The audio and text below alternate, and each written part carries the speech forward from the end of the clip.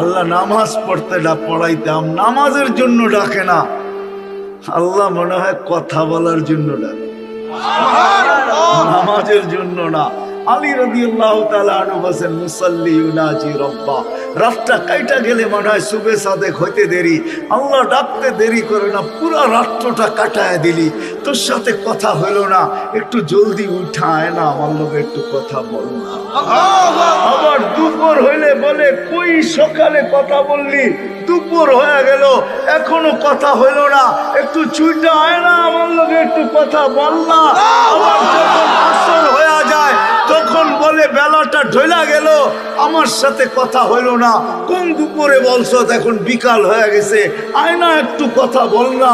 যখন মাগরিব হয় তখন মনে হয় আল্লাহ বলে, সূর্যটা ডুবা গেল, রাতটা চলে আসলো, হায় দিনটা পার হয়ে গেল, দিনটা চলে গেল, রাতটা চলে আসলো, হায় কই আসরের সময় কথা বলছিস, আয় না আমার লোকে রাতের শুরুতে একটু কথা বল না।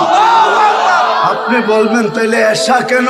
আমার মন বলে এশারের সময় মনে হয় এই জন্যই ডাকে।